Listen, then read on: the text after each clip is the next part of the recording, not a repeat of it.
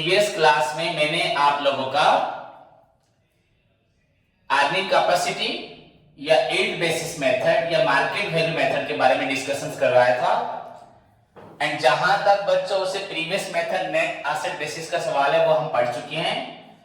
And earning capacity में भी मैंने आपको एक्सप्लेन कर दिया था कैसे मेथड होता है, सिर्फ हमें आज ध्यान से पढ़ना है क्या उसका प्रैक्टिकल प्रॉब्लम। तो जहां तक बच्चा अर्निंग कैपेसिटी का सवाल है, हमारे पास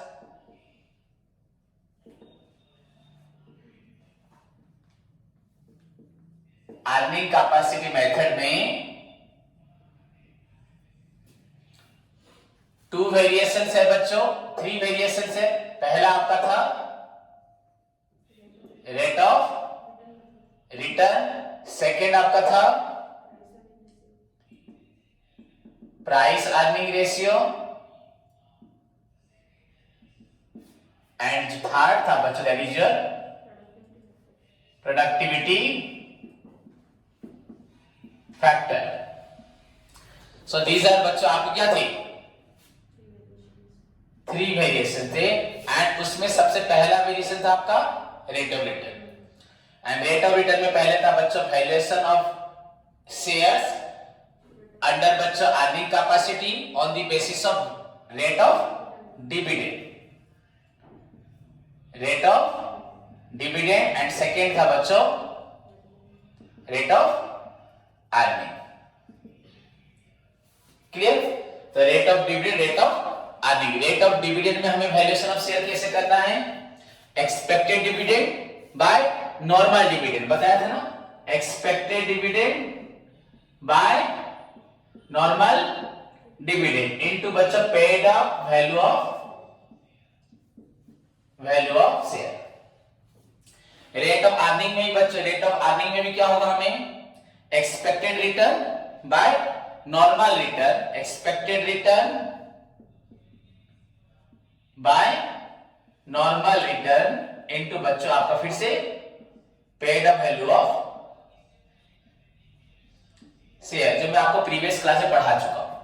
एंड बच्चों क्वेश्चन में आपका paid up value of share भी गिवन होगा, नॉर्मल डिविडेंड भी गिवन होगा, यहां पे भी paid up value of share भी गिवन होगा, नॉर्मल रिटर्न भी गिवन होगा। सिर्फ आपको क्या निकालना है, एक्सपेक्टेड रिटर्न। क्या निकालना है, या पॉसिबल रिटर्न। क्या पॉसिबल का मतलब क्या है, एक्सपेक्टेड।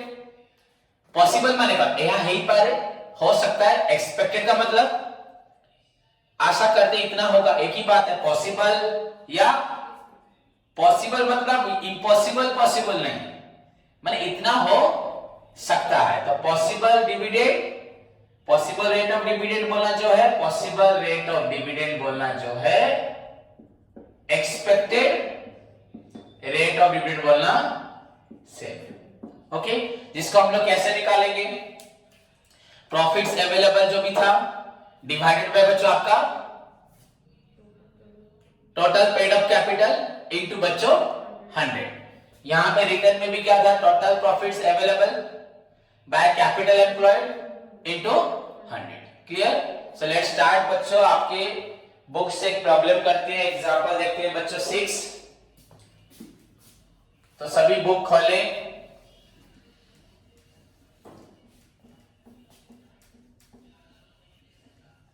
इससे पहले हमने अभी तक नेट एसेट बेसिस मेथड सिर्फ प्रैक्टिस किया है, तो सभी ध्यान से देखिए बच्चों। This is your example 6। Okay, तो पहले क्वेश्चन सभी देख लो। आपका क्वेश्चन क्या है, देखो ध्यान से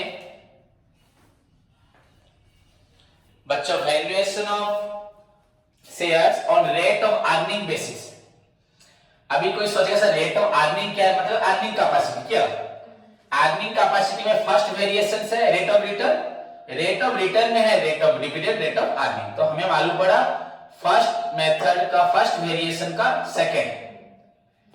from the flowing particulars calculate the value of an equity share. किसका वैल्यू निकालना है, तो यहां पे जरूर डेफिनेटली प्रेफरेंस शेयर भी हो सकता है, पर हमें किसका वैल्यू निकालना है, इक्विटी शेयर्स का।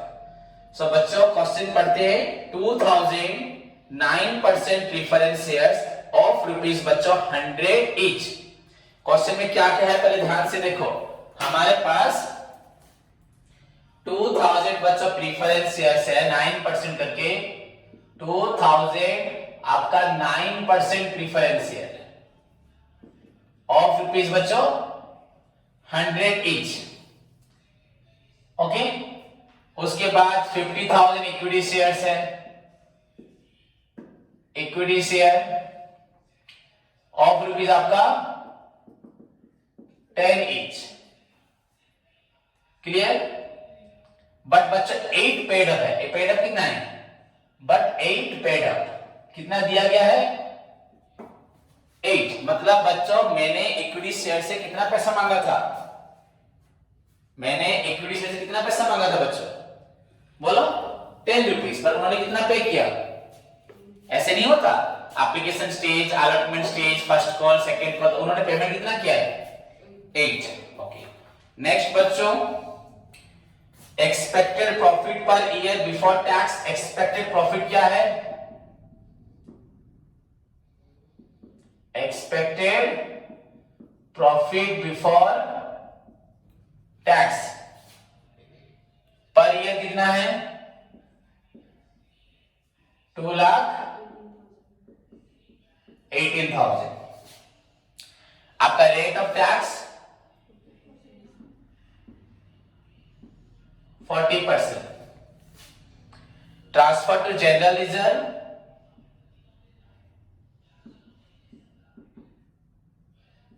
कितना है?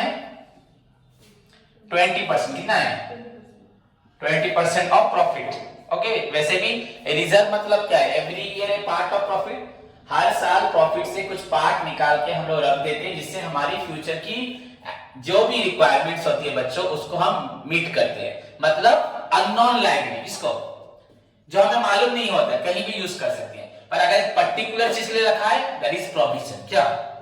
अगर मैंने मशीनरी खरीदने के लिए रखा है पैसा, एक मशीन हम चला रहे हैं, उससे डेप्रिसिएट हो रहा है, शायद सोच रहे फ्यूचर में वो मशीन खराब हो जाएगा, तो उस मशीन को रिप्लेस या रिपेयर या मॉडर्नाइज करने के लिए हमें जो पैसा रखना है that is called provision. That is also created out of profit. वो भी कहां से निकलता है? ये भी निकला 20% ऑफ बच्चा आपका प्रॉफिट, वो भी कहां से निकलेगा? प्रॉफिट। बट डिफरेंस क्या है रिजर्व एंड प्रोविजन में? रिजर्व जो हम पैसा रखते हैं फ्यूचर में किसी भी एक्टिविटीज को मीट करने के लिए, किसी भी लायबिलिटी को मीट करने के लिए, पर प्रोविजन मतलब हमने जिसके लिए पैसा रखा होगा वहीं पे खर्च करेंगे। खत्म। उसके बाद बचत transfer to general reserve 20%। Normal profit कितना है? नॉर्मल रेट ऑफ रिटर्न कितना है?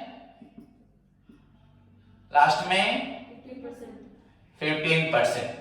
So this is your question. ये 2000 into 100 ये कितना हो रहा है आपका? 2 लाख।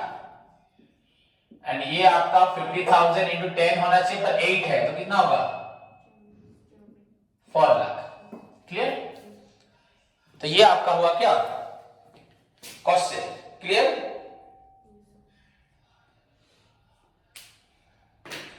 तो अब सभी ध्यान से देखें। देखो बच्चों, सॉल्यूशन हम सभी को मालूम है बच्चों, हमारा valuation of share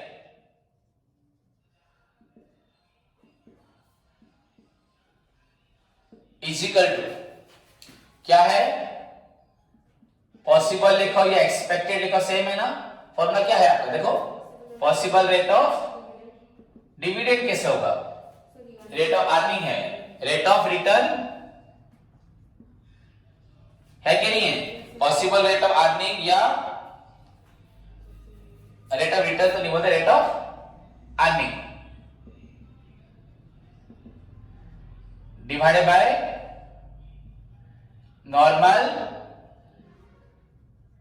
rate of earning into बच्चों पेड अप वैल्यू ऑफ, किसका निकालना है हमें? हमें यहां पे वैल्यू ऑफ शेयर किसका निकालना है? किसका? Equity share. किसका निकालना है? तो हम लोग यहाँ पे क्या लिखेंगे, paid of value of equity share, क्या लिखेंगे, पेड ऑफ वैल्यू ऑफ, समझ में आया ना, प्रीफरेंस शेयर लिखेंगे, इक्विटी लिखेंगे। ओके, तो हमारे पास क्वेश्चन में देखो बच्चों क्या है, पॉसिबल रेट ऑफ अर्निंग, ये तो निकालना पड़ता है। नॉर्मल रेट ऑफ अर्निंग बच्चों यहां लिखा है कितना, तो this is your 15% into paid of value of share, बच्चों इक्विटी शेयर कितना है, कितना है 8, तो यहां मैंने क्या लिखा, ₹8। सिंपल सा, मैंने ऐसे ही का समझाया भी था, हमारे पास ये फॉर्मूला है, हमेशा मैंने बोला था ये आपका क्वेश्चन में होगा, ये भी क्वेश्चन में गिवन है, बस हमारे पास क्या नहीं है, पॉसिबल रेट ऑफ अर्निंग। तो इसी को निकालने के लिए हमें और एक फॉर्मूला यूज करने पड़ेगा। तो फर्स्ट हमें क्या चाहिए, फर्स्ट वी हैव, क्या लिखेंगे यहां पे, पॉसिबल रेट ऑफ अर्निंग्स, है कि नहीं है, ये आपको समझाने के लिए मैंने पहले ऐसे कर दिया। तो बच्चों पॉसिबल रेट ऑफ अर्निंग कैसे निकलता है, या एक्सपेक्टेड रेट आपका कैसे निकलेगा, रेट कैसे निकलेगा बच्चों, इज इक्वल फॉर्मूला क्या है, प्रॉफिट अवेलेबल ना, नहीं प्रॉफिट जो आपके पास प्रॉफिट बचता है, समझे, प्रॉफिट अवेलेबल, उसके बाद divide by, okay, capital employed लिखो, कैपिटल एम्प्लॉयड किसका, कैपिटल एम्प्लॉयड किसका, इक्विटी शेयर का ना प्रीफरेंस शेयर का, इक्विटी शेयर का। तो कैपिटल एम्प्लॉयड इनटू क्या करना है, 100। तो हमारे पास मिसिंग क्या है, कैपिटल एम्प्लॉयड हमारे पास है कि नहीं, देखो कितना है कैपिटल एम्प्लॉयड, कितना है 4 लाख, कैपिटल एम्प्लॉयड कितना, इक्विटी शेयर का, ओके 4 लाख। बच्चों क्वेश्चन का मतलब ध्यान से समझो, अभी तुम्हारा इक्विटी शेयर को कितना रिटर्न मिलता है, 15%, मतलब प्रीवियस परफॉर्मेंस से, अभी मतलब नहीं, प्रीवियस परफॉर्मेंस से कितना मिलता है, पर इस साल कितना मिला है मालूम है क्या, तो बच्चों यहां पे देखना है इस साल का अर्निंग क्या है, इस साल करंट ईयर का अर्निंग क्या है, करंट ईयर बच्चों प्रॉफिट कितना हुआ है हमारे पास, okay this is the profit before tax, तो हमने टैक्स नहीं दिया, तो हमें बच्चों प्रॉफिट में से टैक्स माइनस करना है, फिर जो प्रॉफिट बचेगा उसके बाद फ्यूचर में लायबिलिटीज है, क्या लायबिलिटी है, रिजर्व, रिजर्व बच्चों पैसा रखना है, उसके बाद जो बचेगा वो तो लेंगे ना हम लोग, ओके, तो यहां पे रिजर्व माइनस करना है, ओके, हमें किसका निकालना है बच्चों, valuation of share, equity share को।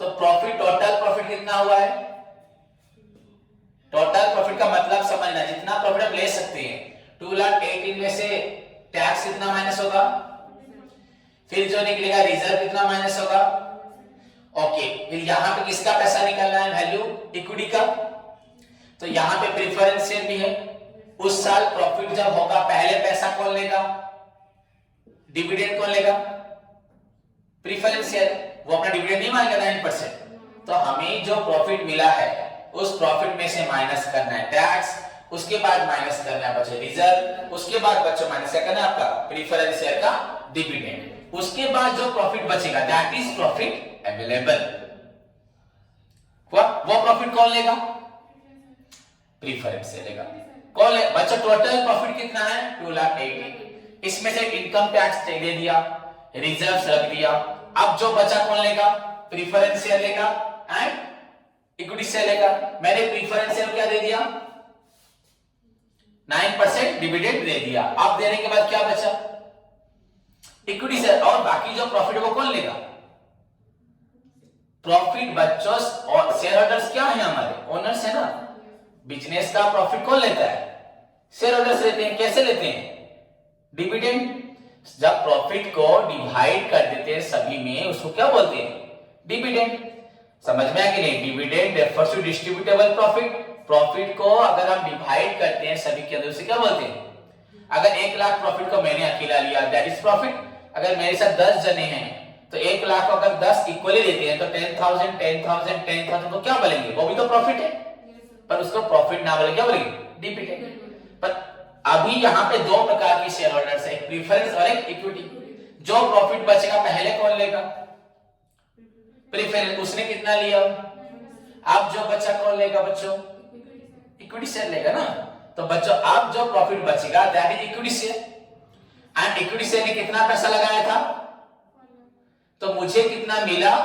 मैंने कितना इन्वेस्ट किया था इनटू 100, क्या निकलेगा?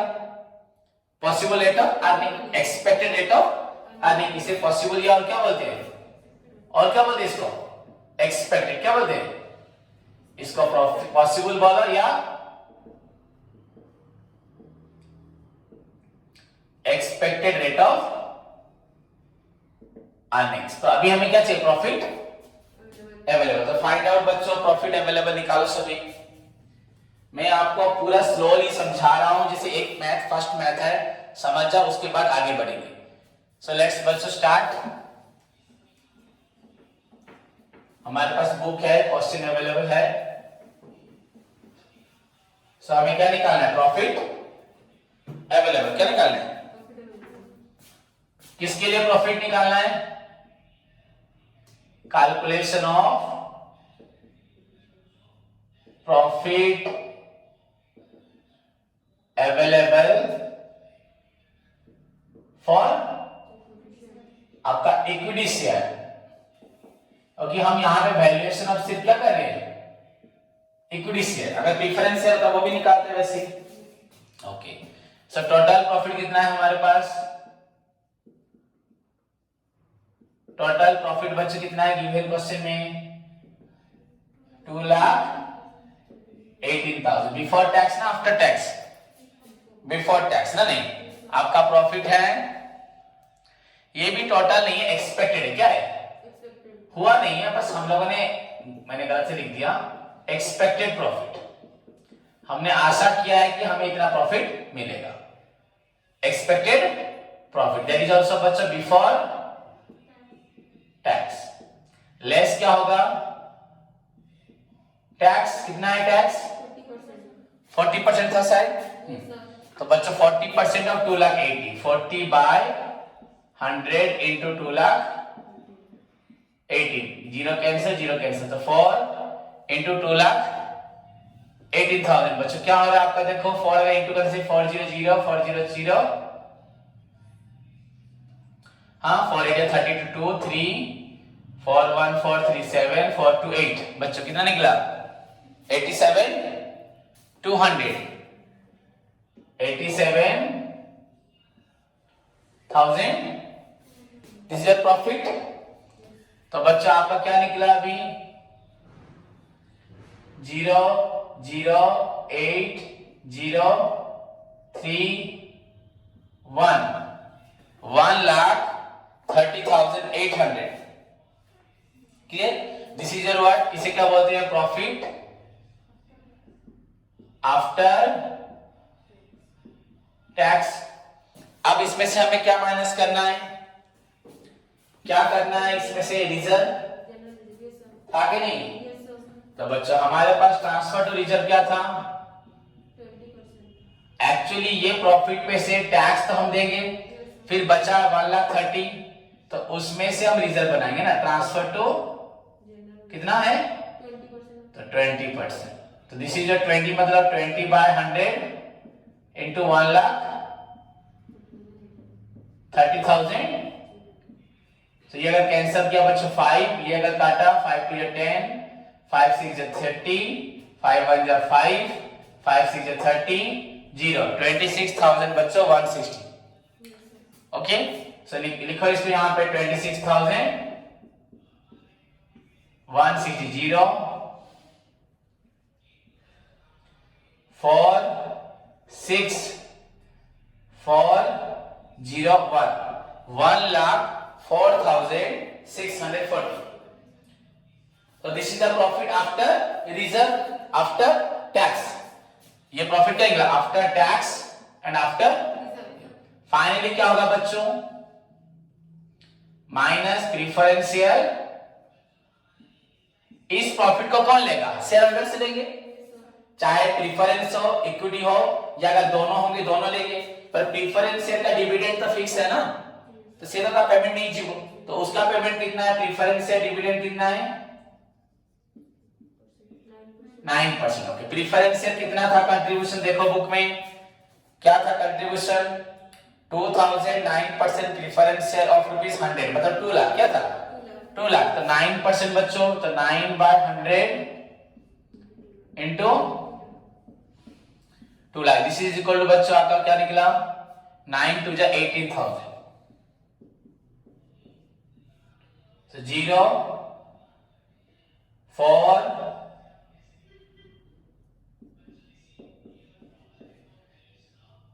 0 4 6 6 8 86,640, दिस इज योर बच्चों प्रॉफिट अवेलेबल। क्या ये भी लेकिन एक्सपेक्टेड ही है, एक्चुअल नहीं है। प्रॉफिट अवेलेबल किसके लिए प्रॉफिट है, ये फॉर इक्विटी शेयर्स। तो यहां पे बच्चों हम लोग क्या लिखेंगे, profit available for equity share क्या लिखोगे 86,000।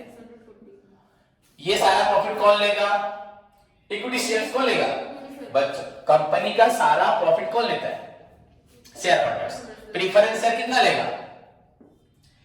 क्यों 80 लेगा, उसका फिक्स है 9%। मैंने बोला था अगर ज्यादा प्रॉफिट होगा तो अभी वो इतना ही लेगा, अगर कम प्रॉफिट हुआ, सपोज प्रॉफिट यहां पे होता है ओनली 20,000, तो अभी प्रीफरेंस क्या लेता 18 ले जाता, और कितना बचता 2000, वो 2000 कौन लेता, तो अगर ज्यादा बचेगा भी इक्विटी शेयर लेगा, कम बचेगा भी इक्विटी शेयर लेगा, पर प्रीफरेंस शेयर हमेशा फिक्स। अगर 18,000 बचता तो सारा पैसा कौन ले जाता, और इक्विटी शेयर को मिलता क्या, उसको नहीं मिलता। समझ में आया कि नहीं, दैट्स व्हाई बच्चों preference share holder have the priority over the payment of fixed rate of dividend, है कि नहीं। फर्स्ट इक्विटी शेयर से पहले किसको मिलता है, प्रीफरेंस शेयर को।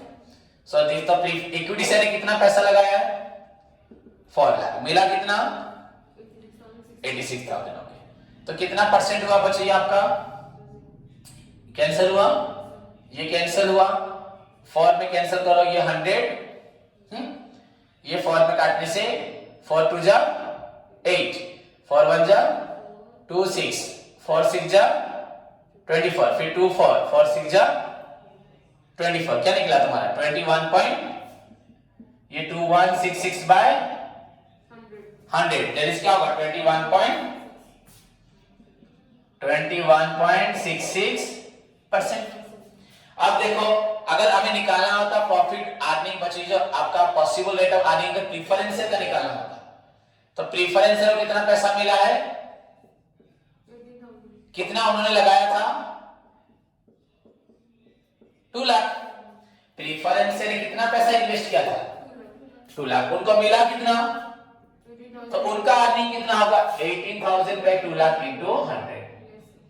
पर हमें यहां किसका निकालना है, तो इक्विटी शेयर का बचत कितना हो रहा है 86,640 after making the payment of preference share. Preference share का पेमेंट देगा, पैसा इतना बचा, उन्होंने इन्वेस्ट कितना किया 4 लाख, तो 86 बाय बच्चों 86,640 बाय 4 लाख इनटू 100 हुआ 21.66। सो दिस इज योर बच्चों एक्सपेक्टेड रेट ऑफ अर्निंग या पॉसिबल रेट ऑफ अर्निंग। अब इस 21.66 को यहां लिखो,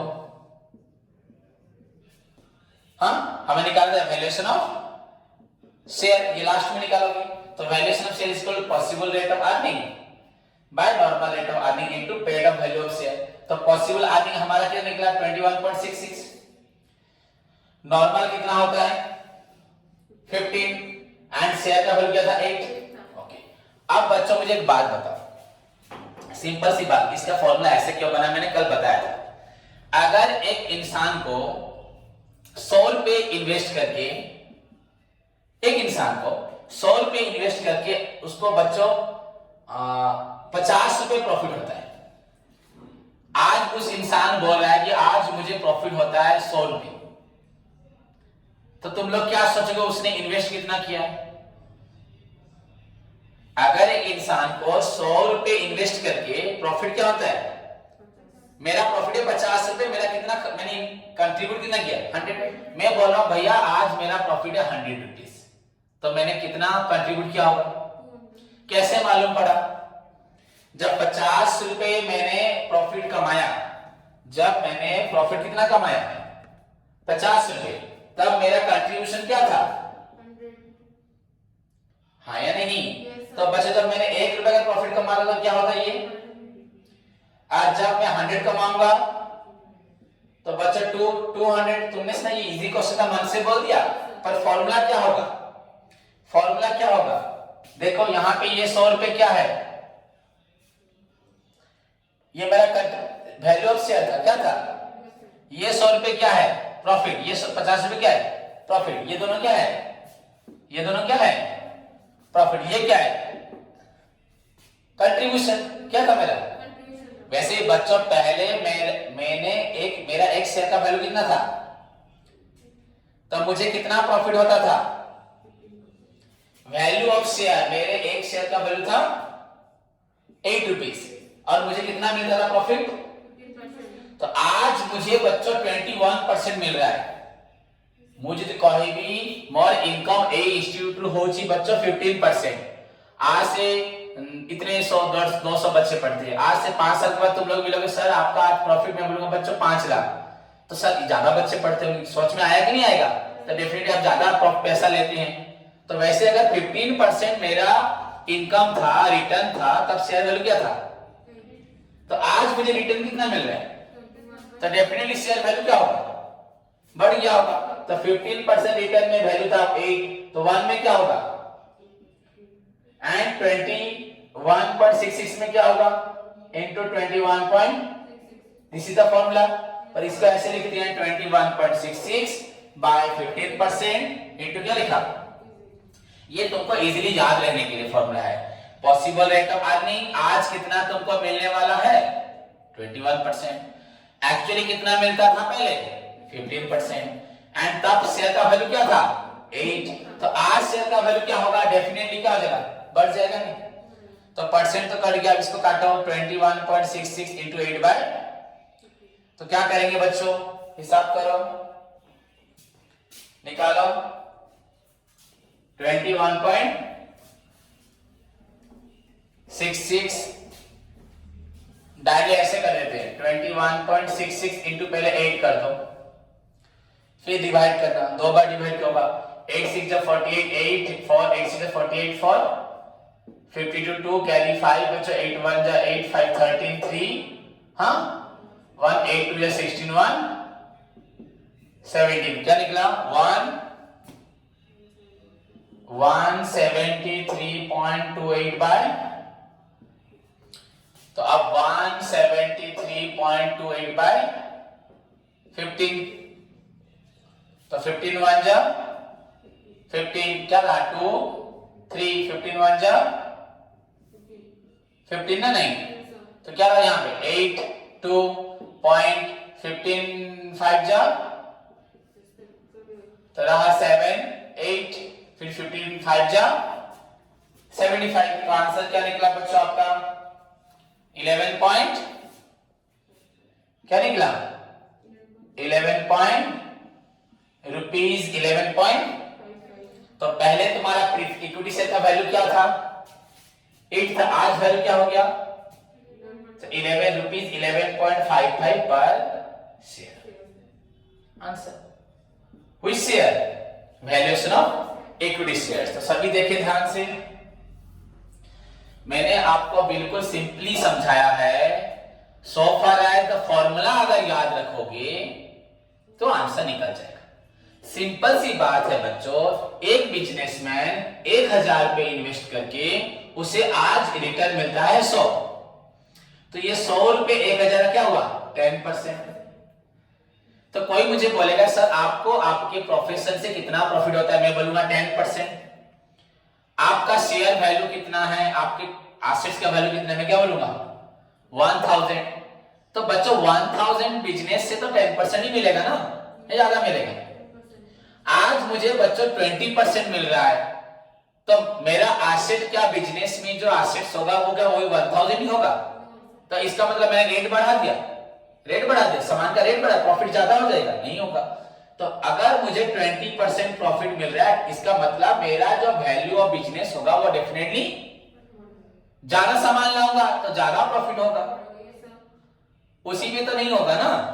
तो बच्चों पहले 10% का आप कितना है, 20%. तो 20% जब तुम्हारा अर्निंग है तब तुम्हारा शेयर का वैल्यू क्या होगा, 10% अर्निंग में शेयर का वैल्यू था कितना हमारा 8, 1% में क्या होगा 8/10 इंटू 20 में into 20। So that is the formula बच्चों, possible earning by normal rate of earning into paid up value of share. Clear? Hope सभी को समझ में आया। मैंने कल बोला भी था करने को, फिर भी मैंने करवाया। हर बार हमेशा बोलता हूं, उसके बाद अगेन तुम लोग को उसी क्वेश्चन को करवा देता हूं। तो होप बच्चों सभी स्टूडेंट्स नेक्स्ट एग्जाम्पल प्रैक्टिस करें या ना करें वो तुम पे डिपेंड है, बट प्रैक्टिकल प्रॉब्लम निकालो। सभी स्टूडेंट्स प्रैक्टिकल प्रॉब्लम निकालें। एंड क्वेश्चन नंबर 2 एंड बच्चा क्वेश्चन नंबर 3 तो नेट एसेट मेथड है अगेन, है कि नहीं? Yes, sir.